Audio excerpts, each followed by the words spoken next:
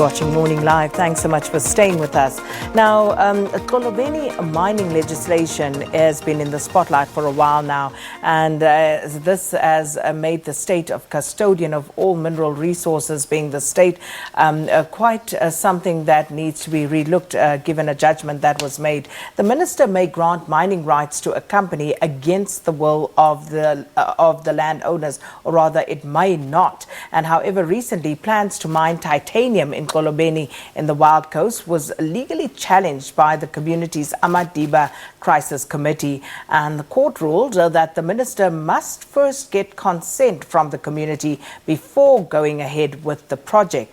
Minerals Minister Gwede Mantashe's visit to Xolobeni had to be postponed last week, regardless of the fact that he said that he is committed to return to the area. However, the community are not happy, and they've accused the minister of intending to transport people from other areas to convince the Xolobeni community that they actually need mining in their area. So to discuss this further, I'm joined now by Nonhle Mbuthuma, who is spokesperson of the Amadiba Crisis Committee. Thanks so much for coming through this morning, Nonhle.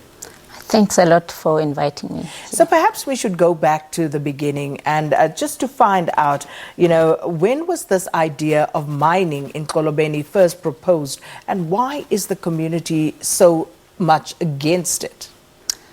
The proposed Xolobeni mining is quite there for quite a long time, since 1996, when they just arrived, the Australian, when they discovered these minerals where we live. And we said to them, no, this type of development is not good for us. It's going to be threatening our livelihood, because we lived there for centuries and we utilize land for agriculture and all other things, and our ancestral land, ancestral graves are there. Now, if you bring mining, it's going to distract all the kind of life that we used to live. That is why we said no from the beginning. So, and this is the interesting bit, because firstly, is the community united in their view around the proposed damage that could be done to not only the land but to their way of living? That's the first question. And secondly, also, do you, as a community, have you weighed up what some of the possible benefits could be for the Xolobeni community if mining were to take place?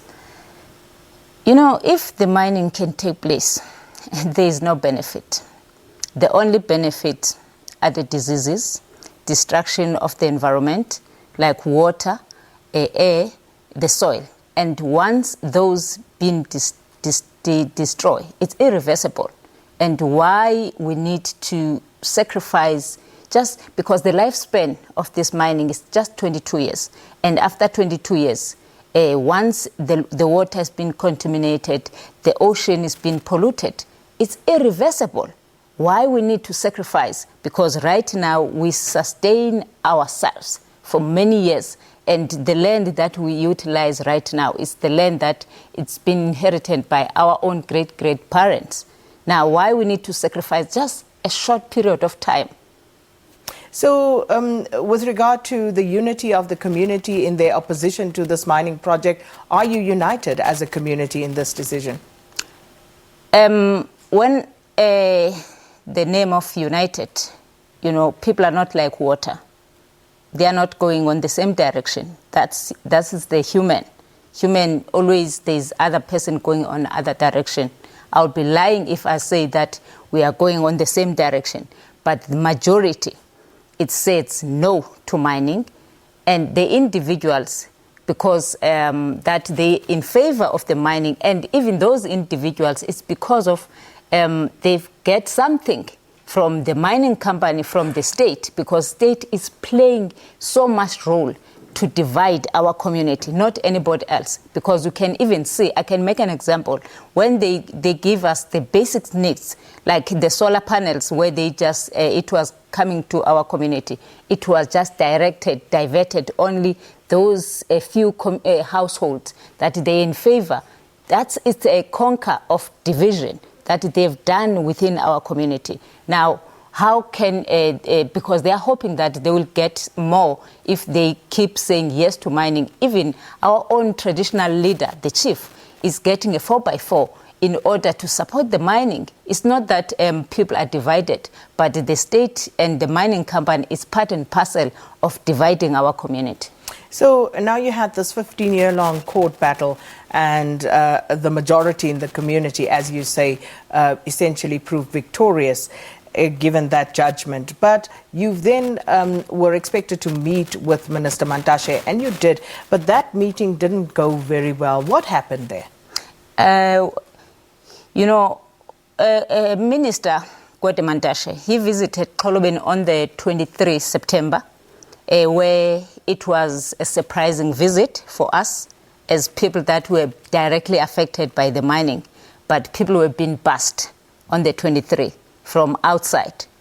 But we're not happy about it all, because even when you read the program, there was nothing. It says that the community discussion, it was all the politician list. That means they were there just to preach us how good is mining. And that is not the way of development. And then on the 17th of November, Minister asked to meet us at the hotel again. And then we go to meet Minister, and then we advise Minister which way if he wants to meet to us. Because when you want to meet the people of the traditional authority, you need to follow the protocol. And he understands that. And we said to him, if he wants to meet to us, he can communicate through the lawyers, because they are easy to communicate. And then the meeting will be at the traditional court, where all the 5 villages, they come together, they have meeting, discuss the issues of land. But unfortunately, we just heard that from the people again, before the second, the Sunday where he was coming, that people were calling from all over to say that minister is coming. And we said, no, it must be not true. And then we contact our own lawyers to ask, are you aware that minister is coming? And the lawyers, they said, no, we don't know anything. And then the lawyers, they write a letter and ask from the minister, Minister, are you coming to Xolobeni on the 9th? And then the minister, this is where he just said, yes, I am coming. And then we said, no. Why minister now? He's coming to Xolobeni after the court judgment is already been handed down. What did he want? Because consultation, if he want to do, as he pushed the consultation, that stage of consultation was over. There is no need of consultation. And the judgment is stated clear that the directly affected, they're going to give a consent when the mining is going to take place. So let me understand what you're saying now as the Amadiba Crisis Committee. Are you saying that you are no longer open to engage with the minister on this matter? If we're going to engage, what are we engaging about? Because the minister, his role is to regulate the mining, not to promote. Right now, when we see the minister, he's promoting, because he's not the one, he's an applicant. It's an Australian company that they're supposed to engage and convince us, because it's them, they're interested to mine, not the minister himself. Now, the way the minister he pushed like he's an applicant, which is something is very strange to us. When we heard that the recent comment from him, he said that he need to do a survey. A survey on what? Because the land, it's not a political party. When they were pushing a referendum also from them, they said they need to see how many people they want at the mining.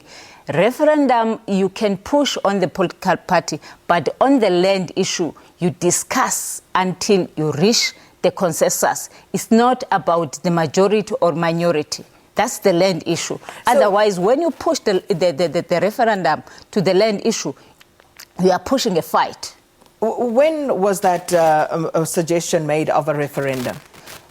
We've had quite a lot from the MEC of Economic Development, Mr. Oscar Mabiane, and the Premier of Eastern Cape, and also the minister himself, it comes from their own mouth that they want to see how many people they want. But the question, if they want to see how many after the judgment, what does it mean? Because the consultation was done properly, fair, open, and everybody was welcome to come and speak for themselves. How did they feel about the mining? Why now they push that they want to do a survey after the consultation? And you've come out with fighting talk. You just said a little while ago that, you know, this would be a fight. You've also accused Minister Mantashe of preparing a provocation if he were to come to Xolobeni again.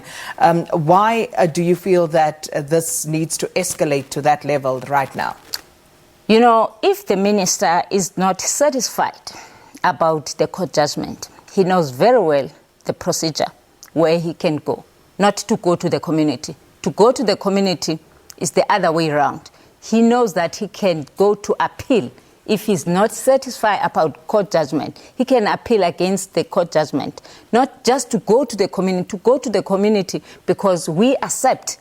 If he is not satisfied, he cannot go because it's the wrong step. So what would happen if he decided to go to the community? We know he cancelled his meeting last week, but what would happen if he went? Because it's a free country. Surely the minister has freedom of movement, of association. What would happen if he went? If he go to the community, he's going to be disrespected. We don't want that. He's our minister. We want him to be respected. Why do you want to disrespect him? Because the way he said things about our community need a development, it means that the development on his mind is only the mining. And we told him that also as a minister of minerals and energy, he's not a minister of economic development. Now, if that area, it needs development, there is a minister that is specific for that part, not himself. His role is to dig up minerals, not to deal with the development issues. No, he cannot mix those two things. So you will not be engaging or accepting Minister Mantashe's presence in Xolobeni from here on in? Because we told him that what we want, and we have a right to choose our own development, and we told him that the development that we want from that area, it's ecotourism, it's agriculture, and those ministers are there. If they can come and support the development that we want, we can talk, not the development that we don't want. Now, this call of mining, it's closed. We don't want to hear, because we said we don't want benefits. We said we don't want mining. Finish and clear. Well, we're going to have to leave it there. As you heard it there, loud and clear. Thanks to Nonhle Mbuthuma, spokesperson of the Amadiba Crisis Committee, for chatting to us. And they are absolutely adamant, as the community of Xolobeni, they do not want to engage the Department of Minerals and Energy or Minister Gwede Mantashe any further. And we'll wait for further developments on this. Let's take a break.